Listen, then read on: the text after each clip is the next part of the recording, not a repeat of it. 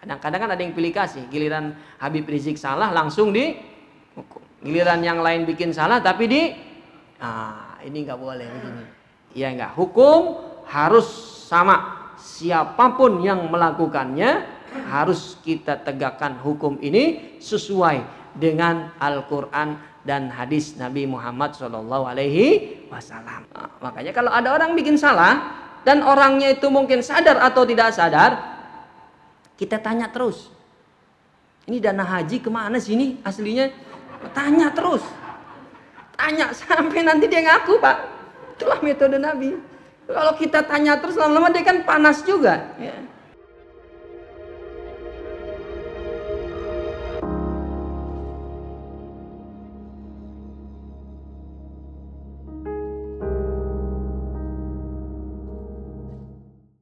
Auzubillahi minasyaitonirrajim. Bismillahirrahmanirrahim. Assalamualaikum warahmatullahi wabarakatuh. Alhamdulillahi rabbil alamin wal aqibatu lil muttaqin wala udwana illa 'alal zalimin. Wassalatu wassalamu ala asyrafil anbiya wal mursalin habibina wa syafi'ina wa maulana Muhammadin wa ala alihi wa ashabihi wa man tabi'ahum bi ihsanin ila yaumiddin summa amma ba'du. Faqad qala Allah ta'ala fi kitabihil karim wa huwa asdaqul qailin yarfa'illahu allazina amanu minkum wallazina utul ilma darajat. Wa qala Rasulullah alaihi afdhalus shalah wa atammut taslim man salaka tariqan yaltamisu fihi ilma sahhalallahu lahu bihi tariqan ilal jannah. Barang siapa yang melangkahkan kakinya hadir di majelis ilmu, Allah mudahkan langkahnya menuju surga. Mudah-mudahan kita termasuk di dalamnya. Amin, amin ya rabbal alamin. Yang saya hormati dan saya muliakan serta saya cintai karena Allah Subhanahu wa taala, seluruh jamaah Masjid Jami Al-Akhbar, wabil khusus para orang tua, para asatiz, para tokoh, para sesepuh, bapak haji dan ibu haji, jamaah yang dirahmati Allah Subhanahu wa taala.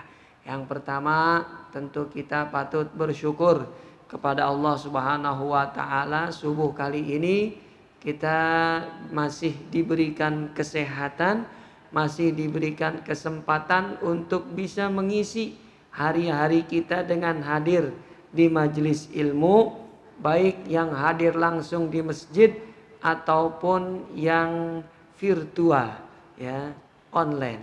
Saya lihat nih kayaknya yang online udah gabung ratusan orang nih hadirin. Amin ya rabbal alamin. Live juga di Facebook ya, live di YouTube juga nih. Ya, mudah-mudahan tidak mengurangi keberkahan dan semangat kita untuk senantiasa menuntut ilmu, menambah wawasan agama kita, membetulkan jika ada ibadah dan kebaikan yang selama ini belum tepat, belum sesuai dengan tuntunan Rasulullah Shallallahu Alaihi Wasallam. Yang kedua, tentu kita berselawat dan salam untuk Nabi kita Muhammad Shallallahu Alaihi Wasallam, keluarga, sahabat, serta pengikutnya yang setia hingga akhir zaman. Subuh kali ini jamaah yang dirahmati Allah Subhanahu wa taala, tema kita adalah fannut ta'amuli ma'a akhta'in nas. Nah, ini ada pembahasan di kalangan para ulama, judulnya fannut ta'amuli ma'a akhta'in nas. Kalau boleh kita artikan, seni dalam membetulkan kesalahan orang lain. Seni dalam membetulkan kesalahan orang lain. Ada nggak kira-kira jamaah kita yang bikin salah hadirin? Ada ya, banyak lagi katanya tuh ya. Pejabat kita, pimpinan kita, ada nggak yang bikin salah di negeri kita hadirin? Waduh, banyak lagi ya enggak. Banyak yang bikin salah, termasuk diri kita kadang-kadang suka bikin salah hadirin. Pertanyaannya kadang-kadang ada orang bikin salah dia nggak sadar dirinya salah. Dia bikin salah, dirinya tidak. Makanya ini kita akan bahas. Dan yang kedua, kadang-kadang kesalahan yang terjadi kita saat membetulkannya belum sesuai dengan tuntunan Rasulullah. Makanya kesalahan itu masih terus ada dan gak hilang. Hasilnya tidak maksimal karena tidak sesuai dengan arahan dan metode yang dipakai oleh Rasulullah. Makanya nanti kita akan bahas uslub atau metode yang digunakan Nabi untuk membetulkan kesalahan para sahabat. Jadi jangan dikira orang bikin salah zaman sekarang doang. Di zaman Nabi juga ada yang bikin salah. Nanti kita lihat bagaimana sikap Rasulullah SAW. Pentingnya tema kita pada subuh kali ini, hadirin jamaah yang dirahmati Allah Subhanahu wa taala. Satu, urgensi tema kita pagi hari ini adalah karena membetulkan kesalahan orang lain itu perintah Allah Subhanahu wa taala. Allah yang perintahkan. Kalau kita ngelihat ada orang bikin salah, jangan didiemin, tapi kita betulkan. Sebagaimana dalam Al-Quran banyak sekali ya Allah Subhanahu wa taala membetulkan kesalahan-kesalahan yang terjadi.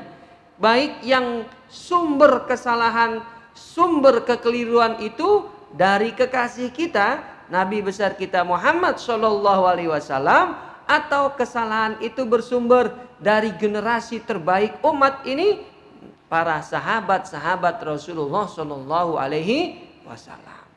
Contoh, ketika Nabi bermuka masam dengan sahabat yang bernama Abdullah bin Ummi Maktum, itu keliru. Ditegur nggak sama Allah Subhanahu wa taala? Turun suratnya Abasa. Abasa wa tawalla an ja'ahul a'ma. Ya Muhammad, ya Rasulullah, kok engkau bermuka masam dengan seorang sahabat yang buta yang minta dibacakan Al-Quran? Padahal di depanmu itu adalah tokoh-tokoh kafir Quraisy yang belum tentu mau beriman. Ada teguran dari Allah, kesalahan yang datangnya dari Nabi Muhammad SAW. Nabi begitu ditegur, besok-besok nggak ngerjain lagi. Kalau kita kadang-kadang udah ditegur, masih kerjain lagi nggak kira-kira? Masih kerjain lagi, hadirin. Itulah kebiasaan kita. Di ayat yang lain juga Nabi Allah Subhanahu wa taala menegur Nabi kita ketika beliau mengambil tawanan perang, padahal belum ada perintah untuk menawan orang-orang kafir yang kalah dalam peperangan. Belum ada perintahnya, tapi Nabi udah ambil. Padahal Umar bin Khattab udah sampaikan, kayaknya jangan ya Rasul, saya nggak setuju kalau orang kafir kita jadikan tawanan kali ini. Tapi karena yang berpendapat kita jadikan tawanan biar kita dapat manfaat, Rasulullah dan Abu Bakar, akhirnya pendapat Umar dikalahkan. Turunlah ayat dari Allah Subhanahu wa taala surat Al-Anfal 67 menegur pilihan Rasulullah. Maka nali nabiyyin ayyakuna lahu asra hatta yuthkhina fil ard. Allah nggak setuju seorang nabi, seorang rasul untuk menawan orang kafir sebelum ada perintah dari Allah Subhanahu wa taala. Jadi Nabi pernah juga ditegur oleh Allah Subhanahu wa taala dalam Al-Qur'an. Sahabat juga begitu, hadirin. Allah Subhanahu wa taala tegur mereka ketika berbuat salah. Contohnya dalam surat Al-Hujurat ayat pertama. Ya ayyuhalladzina amanu la tarfa'u aswatakum fawqa sautin nabi wa la tajharu lahu bil qawli ka jahri ba'dikum li ba'din. Allah Subhanahu wa taala berfirman, hai orang-orang yang beriman, jangan tinggikan suara kalian di sisi Nabi Muhammad sallallahu alaihi wasallam. Jadi dulu sahabat sedang kumpul-kumpul debat begitu ya enggak. Wah, mempermasalahkan satu hal. Tanpa sadar ketika lagi ngobrol suara mereka tinggi. Datang Rasulullah masih tinggi suaranya. Turunlah ayat ini. Enggak boleh kita meninggikan suara saat kita berada di sisi Nabi kita Muhammad Shallallahu Alaihi Wasallam. Nggak boleh, ya, harus lirih suara kita, bisik-bisik aja, jangan meninggikan suara saat Nabi kita Muhammad ada di sisi kita. Bahkan para ulama dari ayat ini, ketika kita ziarah ke Madinah, ya, Masjid Nabawi, sampai kita di kubur Nabi Muhammad SAW, di makam beliau, maka kita nggak boleh berisik, diam. Dari ayat ini nggak boleh berisik, nggak boleh meninggikan suara di samping Rasulullah Shallallahu Alaihi Wasallam. Ditegur sahabat, setelah itu tidak mengerjakan lagi, ya.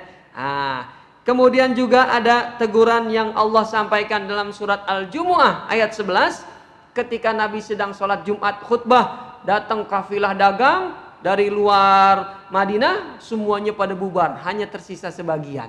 Ditegur, yang bubar ninggalin sholat Jumat ditegur melalui surat Al-Jumu'ah ayat 11. Wa idza ra'au tijaratan aw lahwan faddu ilaiha wa tarakuka qa'ima, kata Allah. Kenapa kalian bubar, kata Allah, meninggalkan, ya, khutbah yang sedang disampaikan Rasulullah? Kalian lebih memilih perniagaan dunia, padahal akhirat jauh lebih baik daripada kenikmatan dunia. Jadi di Quran, Bapak Ibu jamaah yang dirahmati Allah Subhanahu wa taala, ya, membetulkan kesalahan orang lain itu wasiat dari Allah Subhanahu wa taala. Sebagaimana Allah membetulkan kesalahan Rasulullah, kesalahan para sahabat-sahabat Nabi, generasi terbaik umat ini. Yang kedua, di antara urgensi, kenapa kita angkat tema kita pada subuh kali ini? Karena orang yang membetulkan kesalahan orang lain, kedudukannya seperti orang menyampaikan kebaikan sama orang tersebut. Kita ngelihat saudara kita salah, kemudian kita betulin, kita lurusin, itu posisi kita, kedudukan kita saat itu seperti orang yang sedang menyampaikan kebaikan kepada dia. Dan orang yang menyampaikan kebaikan kepada orang lain, kedudukannya tinggi, akan diampunin dosanya oleh Allah Subhanahu wa taala. Dalam sebuah hadis, Nabi kita pernah pesan begini, innallaha wa malaikatahu wa ahlas samawati wal aradin hatta namlah fi juhriha wa hattal hud la yusalluna ala muallimin nasil khair. Sesungguhnya Allah dan seluruh malaikatnya, seluruh penduduk langit, seluruh penduduk bumi, kecuali jin dan manusia, bahkan semut yang ada di lubangnya, ikan yang ada di lautan, mereka semua memohon ampunan buat orang-orang yang menyampaikan kebaikan kepada orang lain. Jadi kalau kita membetulkan kesalahan saudara kita, kita dapat doa dari malaikat yang ada di langit, kita juga dapat doa dari seluruh penghuni yang ada di bumi ini, baik itu hewan, ya, maupun malaikat, ya, kecuali bangsa jin dan manusia. Maka semangat kita untuk membetulkan kesalahan orang lain. Tapi metodenya, caranya harus sesuai dengan yang dicontohkan Rasulullah SAW. Sebelum kita masuk kepada asalib. Asalib itu jamak dari uslub. Uslub artinya metode yang digunakan oleh Rasulullah SAW. Ada beberapa hal yang harus kita perhatikan ketika kita ingin membetulkan kesalahan orang lain. Ini yang kita sebut dengan adab. Adab yang harus kita miliki ketika kita mau membetulkan kesalahan orang lain, agar pahalanya benar-benar kita dapati di dunia, begitu juga di yaumil qiyamah. Yang pertama, siapa yang ingin membetulkan kesalahan orang lain, hendaknya dia ikhlas, hanya mengharap ridho Allah. Jangan ada niat yang lain. Pokoknya saya ini membetulkan kesalahan Anda, niatnya bukan ingin dipuji orang, bukan juga ingin dilihat dan dinilai orang. Enggak. niat saya melakukan ini mengharap balasan nanti dari Allah Subhanahu wa taala. Jadi niatnya ikhlas karena Allah Subhanahu wa taala. Orang yang beribadah tapi tidak ikhlas, mereka masuk nerakanya duluan, kata Nabi. Orang yang berbuat kebaikan tapi tidak ikhlas, masuk nerakanya duluan daripada orang-orang yang berbuat salah. Ya, pezina, minum khamar, judi, korupsi, ya, dibandingkan mereka yang masuk neraka duluan, kata Nabi, yang melakukan ibadah tapi tidak ikhlas. Dalam satu hadis, ya, Nabi katakan awwaluman tasa'aru finnar, orang-orang yang pertama kali masuk ke dalam neraka. Siapa dia ya Rasul? Mereka yang baca Quran niatnya tidak ikhlas. Mereka yang sedekah niatnya tidak ikhlas. Mereka yang berjihad melawan orang kafir tapi niatnya juga tidak ikhlas. Mereka lah, kata Nabi, yang masuk neraka duluan di kalangan umatku nanti di yaumil kiamah. Maka kita menghindari, ya, jangan sampai kita termasuk kelompok yang demikian. Ketika kita membetulkan kesalahan orang lain, hendaknya kita ikhlas, hanya mengharap ridho Allah Subhanahu wa taala. Yang penting Allah senang. Nah, itu makna ikhlas. Yang penting Allah senang dari perbuatan saya ini, sehingga pengen harapan dari orang lain. Saya hanya ingin Allah ridho, saya hanya ingin Allah senang kepada saya. Bapak Ibu kalau punya dua anak, dua-duanya nurut nih sama kita nih, dua anak nih. Anak pertama nurut, anak kedua nurut. Yang pertama kita tanya, "Nak, kamu nurut sama bapak? Kenapa? Kok nurut banget dari awal, ya, sampai kamu dewasa?" Jawab anak yang pertama, "Saya nurut sama bapak tujuannya agar bapak senang." Oh, bagus. Yang kedua, ketika kita tanya, "Kenapa kamu nurut banget sama bapak?" Karena kalau saya nurut sama bapak, saya pengen sesuatu akan diberikan oleh bapak. Kira-kira yang kita lebih sayang anak pertama apa anak kedua? Yang pertama, ya. Yang taat sama kita, nurut sama kita, pengen orang tuanya senang. Begitulah Allah Subhanahu wa taala. Kalau ada dua hambanya yang taat beribadah, satu beribadah mengharapkan surga dan satu beribadah mengharapkan ridho Allah, yang lebih Allah cintai yang kedua.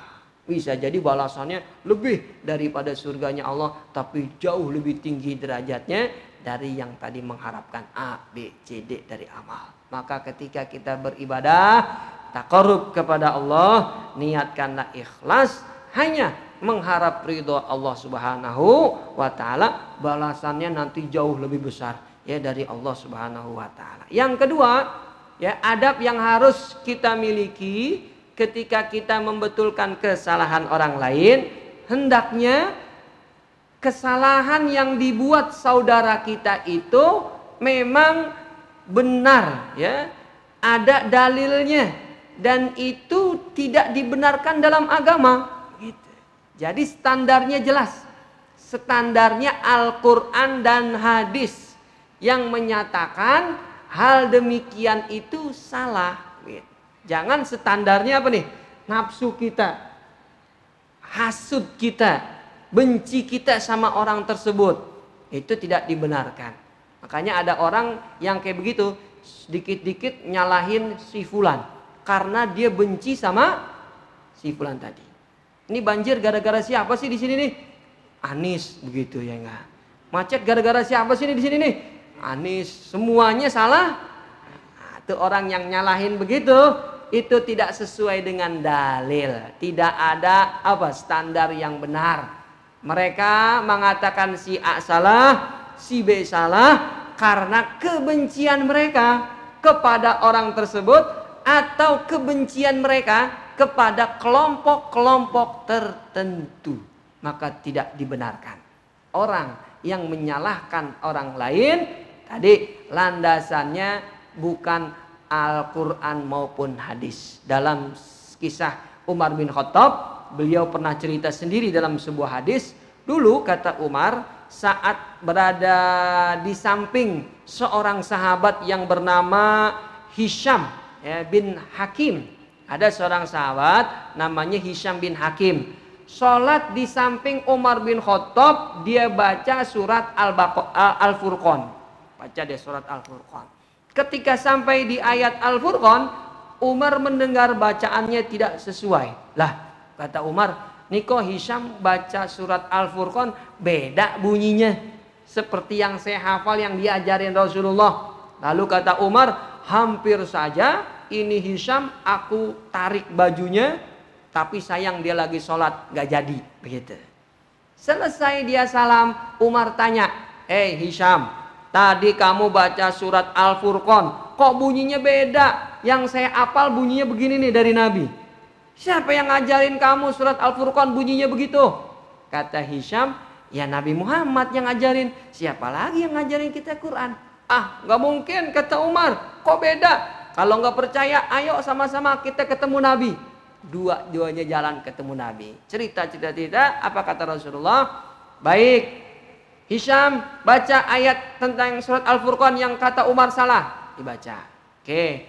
Umar baca surat Al-Furqan yang kata kamu benar kayak gimana? Dibaca sama Umar. Apa jawab Rasulullah? Yang dibaca Hisham benar, yang dibaca Umar juga benar. Dua-duanya benar ternyata. Quran ini turun kata Rasulullah dengan 7 bahasa. Begitu ya.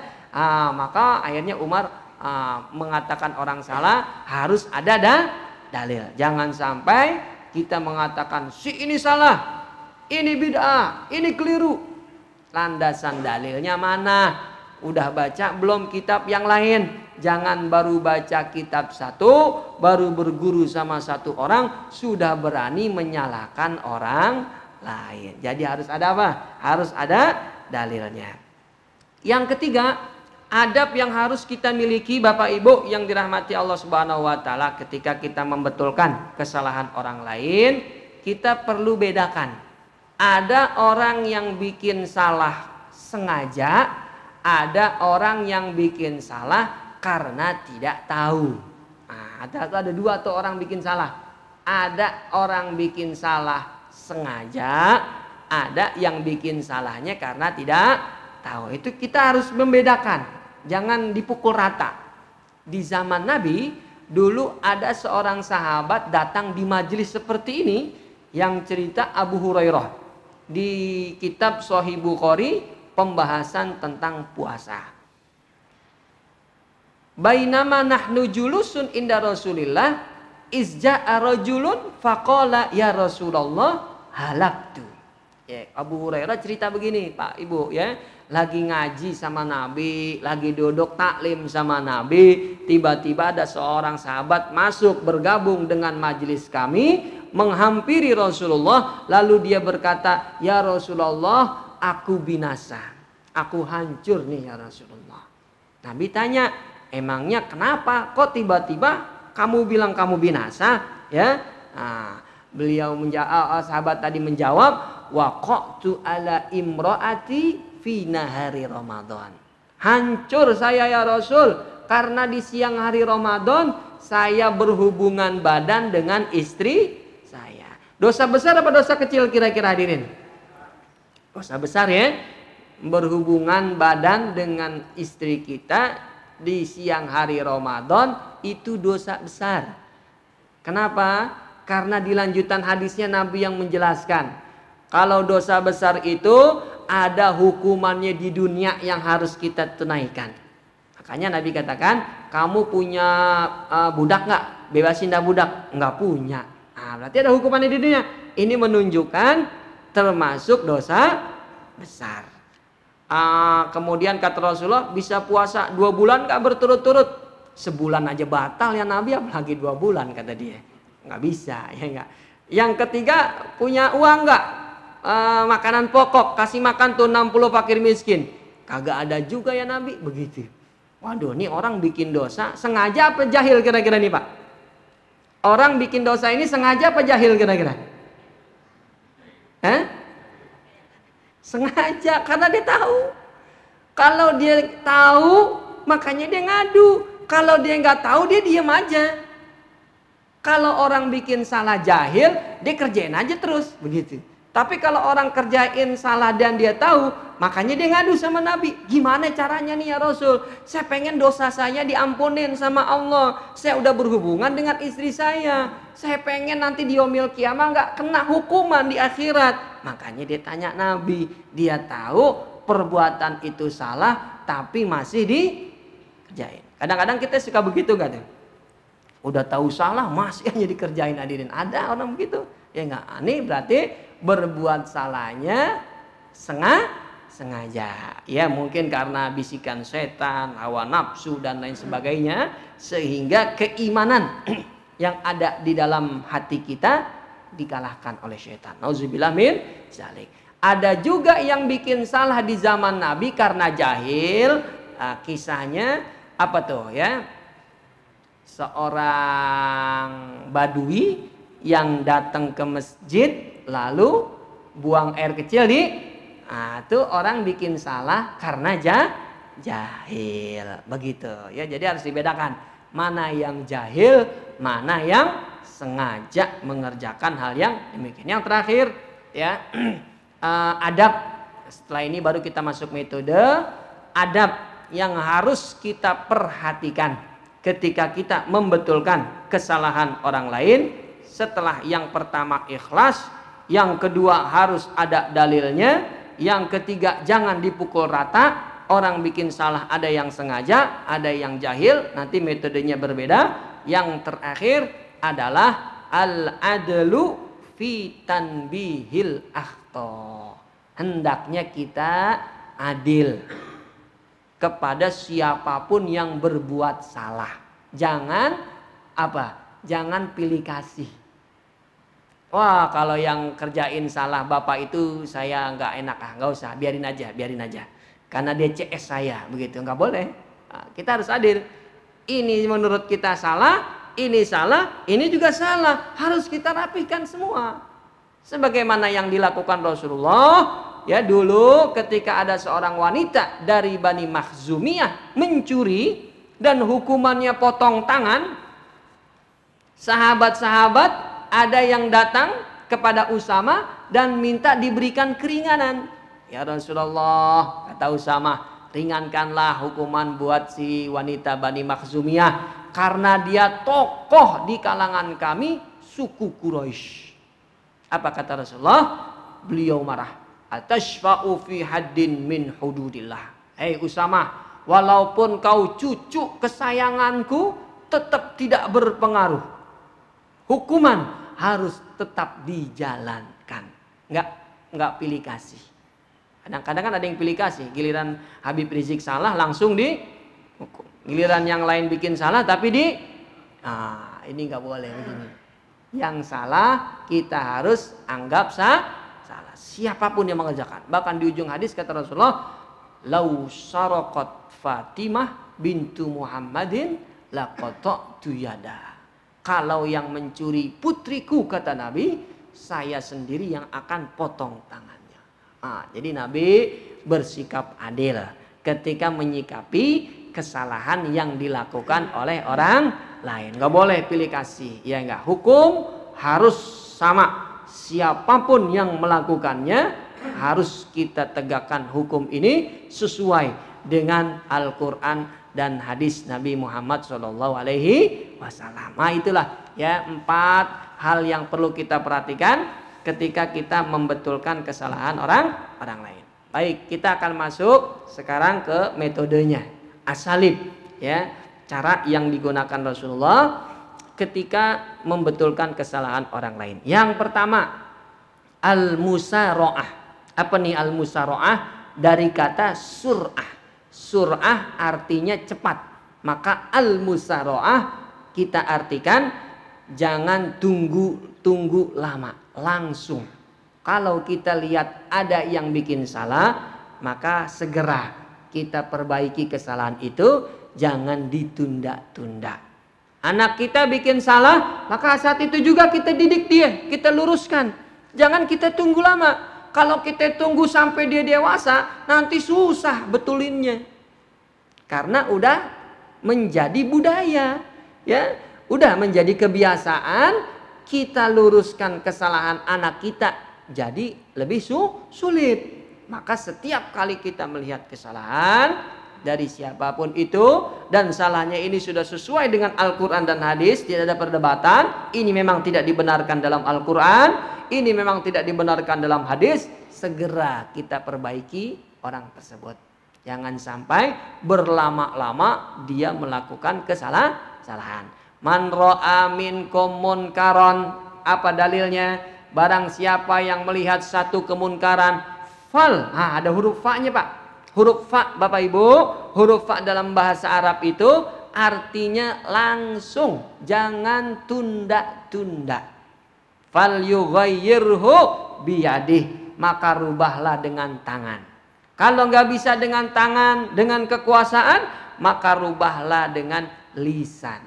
Malam yastati fabilisanih. Kalau nggak bisa dengan kata-kata, dengan lisan, maka berdoa di dalam hati. Semuanya menggunakan fa. Berarti menunjukkan kalau kita lihat satu kesalahan, maka hendaknya segera kita luruskan, kita betulkan kesalahan itu, jangan ditunda-tunda lagi. Ini yang pertama, cara yang dilakukan Rasulullah SAW. Nanti kita akan lihat banyak ya. Ketika ada sahabat yang melakukan kesalahan, Nabi langsung tegur, Nabi langsung luruskan, langsung dibetulkan oleh Rasulullah SAW. Yang kedua, metode yang digunakan Rasulullah SAW ketika ada yang berbuat salah, bibayanil hukmi. Beliau cara membetulkannya langsung menjelaskan hukum perbuatan salah yang dilakukan orang tersebut. Jadi Nabi langsung berbicara hukum. Contohnya dalam satu hadis, kisah seorang sahabat ya yang bernama Jarhad. Ada sahabat Nabi namanya Jarhad radhiyallahu an, marra bi Rasulillah sallallahu alaihi wasallam, dia lewat di hadapan Nabi, pahanya kelihatan, tersingkap. Jadi pakai celana pendek kalau kita bilang.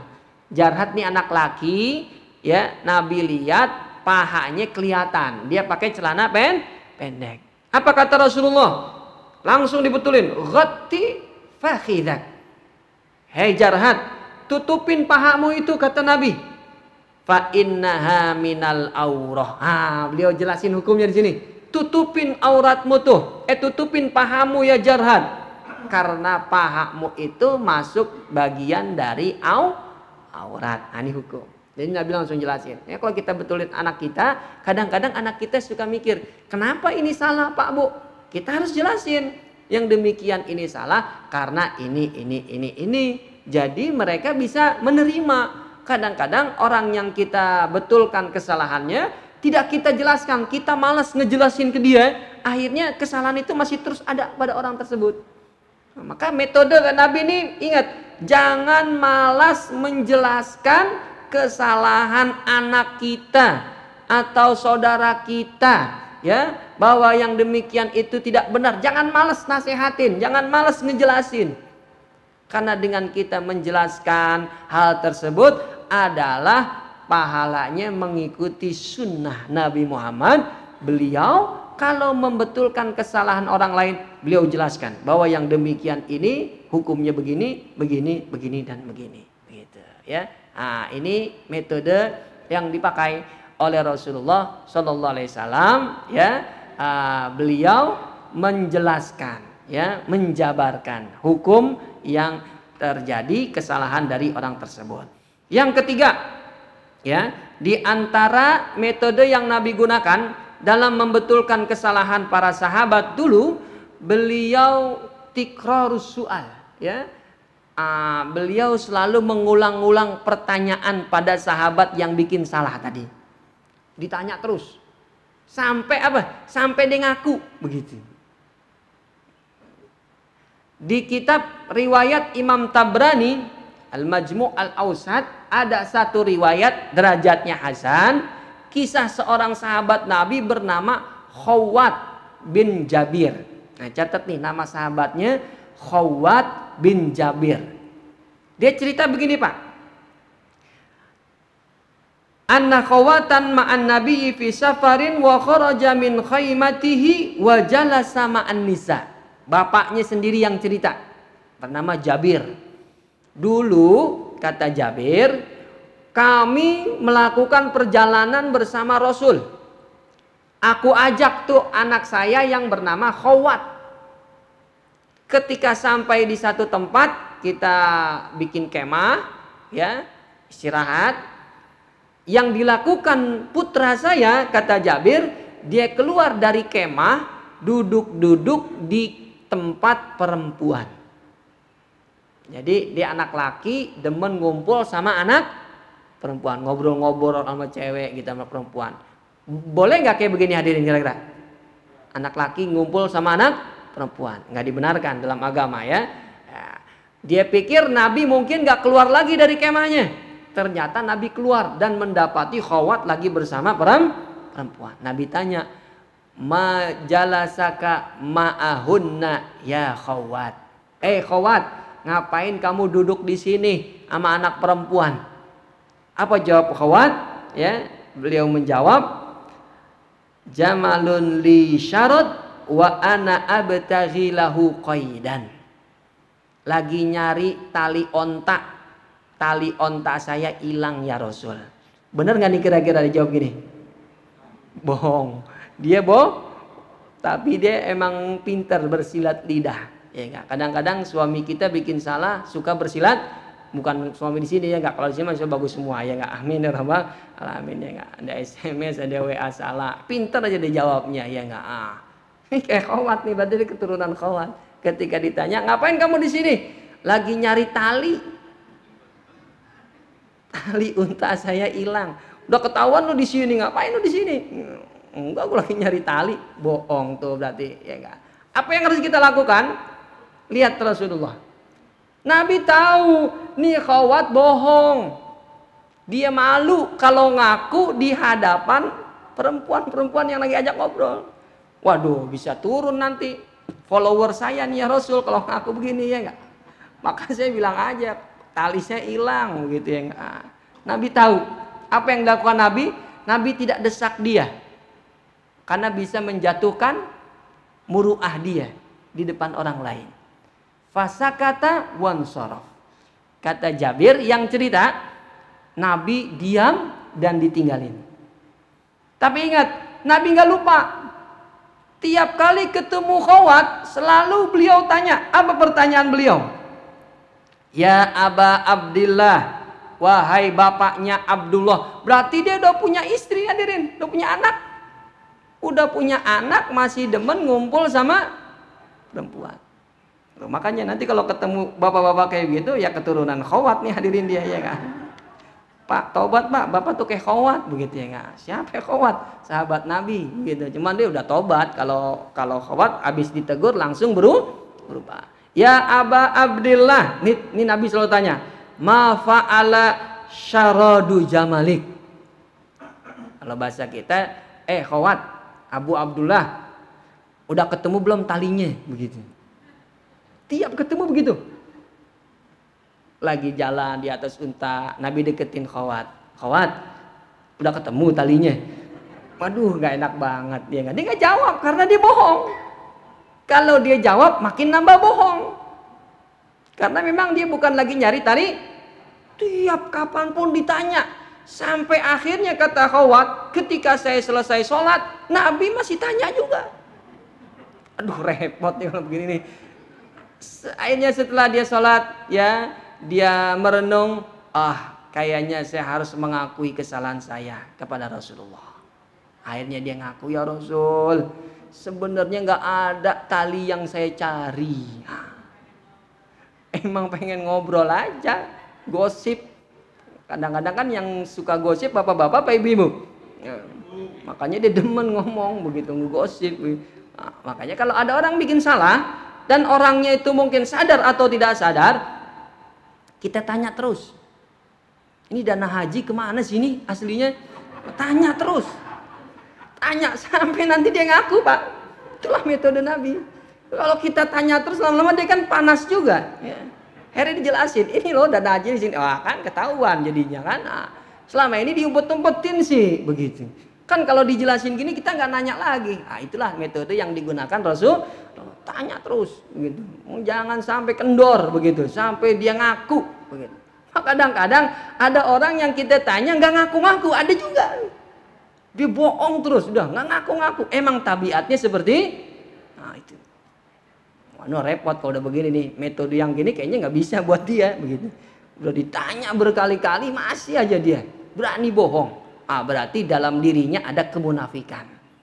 Karena orang munafik berani kalau khawat di hatinya ada keimanan. Ketika dia salah berbohong, dia sadar. Ditanya sama Nabi, dan jangan bohong lagi. Kalau bohong lagi makin jadi munafik nanti dia. Maka dia diam, tidak jawab. Akhirnya ketika ditanya terus oleh Rasulullah, dia ngaku tidak ada tali yang hilang. Ini metode yang keberapa nih? Yang ketiga. Nabi ya, cara membetulkannya selalu ikutin orang tersebut ya dengan pertanyaan-pertanyaan sampai dirinya ngaku bahwa yang demikian itu bohong.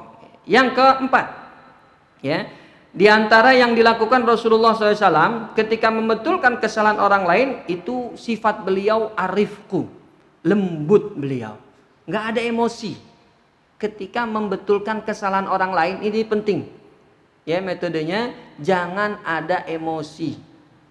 Nabi itu lembut.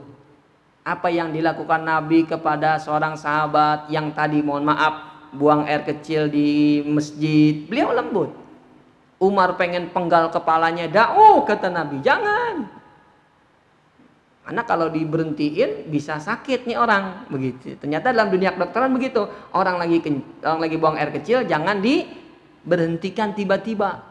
Kadang-kadang kita waktu masih kecil suka bercanda sama teman kita tuh. Teman kita lagi buang air kecil, kita kagetin. Jadinya berhenti kencingnya, itu bahaya, penyakit nanti. Kata Nabi, jangan, biarin dia selesaiin dulu. Wa ahriku bidaulin minal ma', ambil tuh air seember, siram. Nabi rahmat, Nabi lembut, ya. Atau yang terjadi pada Muawiyah bin Hakam ketika lagi sholat, ada yang bersin, lalu dijawab yarhamukallah. Kan gak boleh sholat berbicara yang tidak dianjurkan Rasulullah kan. Justru dia ngucapin yarhamukallah. Kenapa dia lakukan demikian? Dia belum tahu Pak Bu. Karena dia dari kampung datang ke Madinah langsung sholat sama Nabi begitu. Sahabat-sahabat bermuka sinis ya. Kata Muawiyah, saya tengok kanan, saya tengok kiri. Para sahabat wajahnya gak enak banget dilihatnya. Gak ngenakin dah pokoknya ya, sampai mereka memukul paha mereka. Tapi ketika dia lihat Nabi Muhammad, beliau wajahnya tersenyum. Hanya satu kata yang keluar, inna hazihis shalah la tasluh fiha kalamun nas. Muawiyah, kalau lagi sholat gak boleh berbicara, kata Nabi. Hanya boleh takbir, hanya boleh tasbih, hanya boleh baca Al-Quran. Begitu kata Rasulullah. Beliau menjelaskan dengan lembut ya, tidak ada emosi pada diri Rasulullah SAW ketika membetulkan kesalahan orang lain. Ya, kalau dia mau berubah, alhamdulillah. Kalau dia nggak berubah, urusan dia dengan Allah. Begitu kita. Sehingga hati kita ini nggak emosi.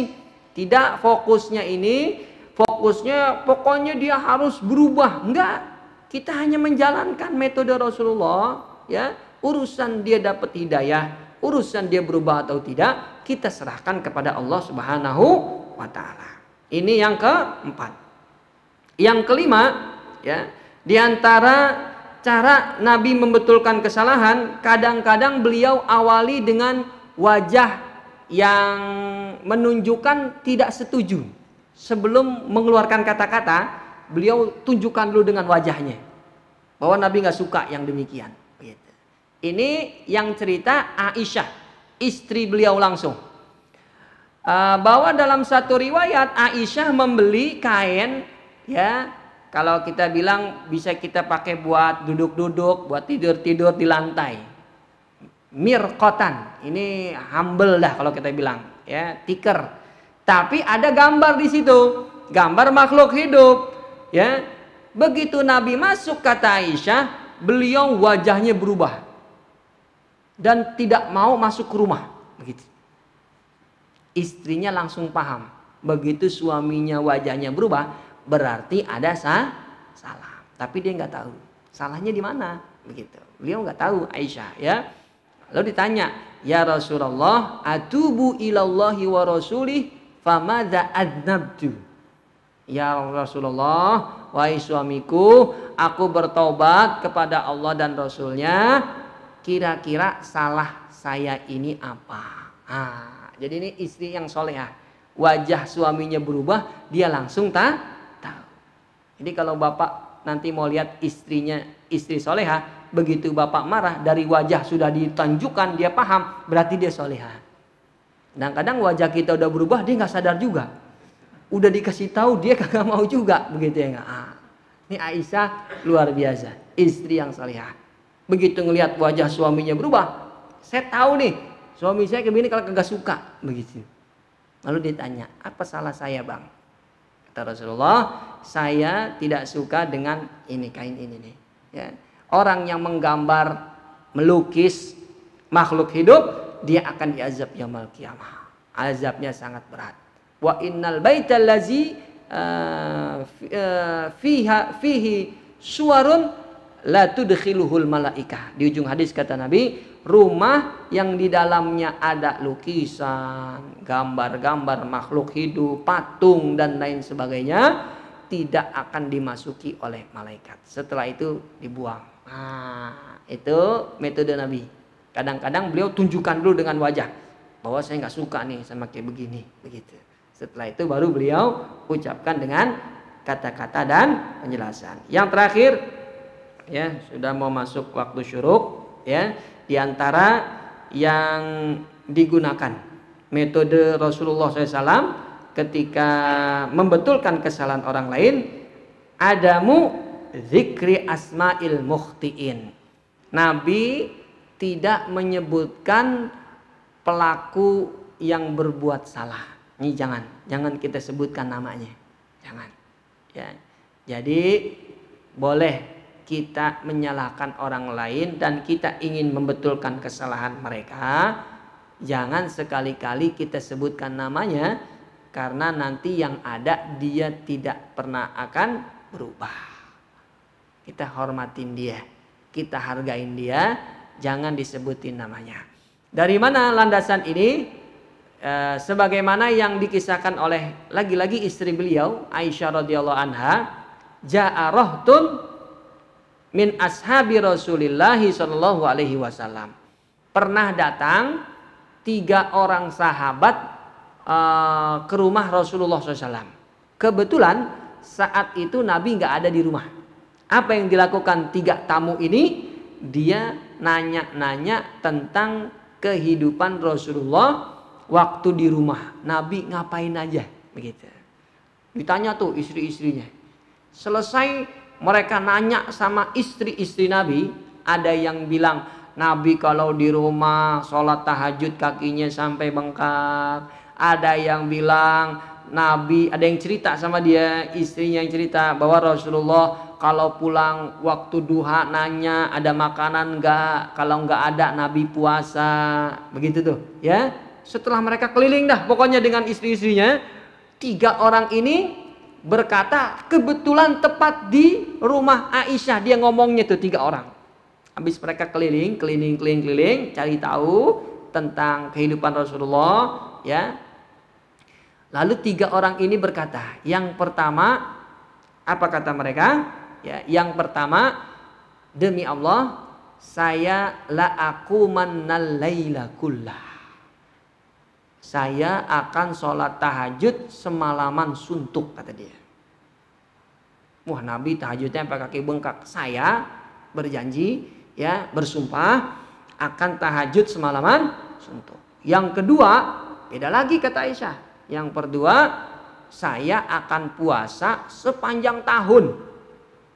Puasa terus, pokoknya sepanjang tahun. Yang ketiga, Aisyah dengerin aja. Yang ketiga, ya, saya tidak akan menikah, kata dia. Kenapa? karena dia khawatir kalau nikah ibadahnya jadi terganggu. Begitu. 3, ada yang pengen tahajud semalaman suntuk, ada yang pengen puasa sepanjang tahun, ada yang tidak mau menikah. Setelah itu mereka bubar. Diceritakanlah hal ini kepada Rasulullah oleh Aisyah. Ya, Nabi dengar, Nabi paham. Setelah itu beliau keluar ke hadapan sahabat, termasuk di situ ada 3 sahabat yang mengatakan tadi, pengen puasa, pengen tahajud, pengen nggak menikah. Ya, Nabi tahu 3 orang ini tadi yang datang, ya, dan cerita kepada Aisyah. Apa kata Rasulullah? Beliau membetulkannya, tidak menyebutkan nama ataupun menunjuk orang yang salah tadi. Beliau hanya mengatakan di depan para sahabat, ma balu aqwamun yaquluna kaza wa kaza wa kaza. Tadi siapa tuh, kata Nabi, yang berkata pengen ini, pengen ini, pengen ini. Maksudnya 3 orang tadi, pengen puasa, nggak mau berbuka, pengen tahajud semalaman suntuk, nggak mau menikah, ya. Wa ana aqumu wa anam. Sedangkan aku, kata Rasulullah, sholat tahajud tapi tidur juga. Maka orang yang tahajud semalaman suntuk itu hukumnya sebenarnya makruh dari hadis ini. Karena Nabi nggak suka kalau ada orang yang tahajud semalaman suntuk. Nabi tahajud tapi tidur juga begitu. Wa asumu wa uftir. Aku puasa tapi kadang-kadang juga berbuka, gitu. Tidak setahun penuh, begitu. Wa ana atazawwajun nisa, dan yang ketiga kata Nabi, aku juga menikah. Faman raghiba an sunnati falaysa minni. Di ujung hadis, siapa yang tidak suka dengan sunnahku, maka dia bukan bagianku. Sayangnya yang terakhir, karena Nabi bilang saya menikah, barang siapa yang tidak suka dengan sunnahku, kita anggap sunnah Nabi itu menikah. Makanya ada orang kalau ditanya, Pak mau kemana Pak? Mau menjalankan sunnah, nikah ternyata. Ya enggak, salah. Padahal ada 3 tuh sunnah Nabi. Tidur dulu baru tahajud, puasa tapi kita berbuka juga, dan yang terakhir menikah. Begitu Pak, ya. Jangan yang diingat yang terakhirnya doang, sunnah Nabi nikah, ya enggak? Ya enggak, tapi banyak sunnah Nabi. Di hadis ini ada 3 yang disampaikan Rasulullah SAW. Beliau tidak menyebutkan nama pelaku yang berbuat kesalahan. Beliau hanya katakan ma balu aqwamun.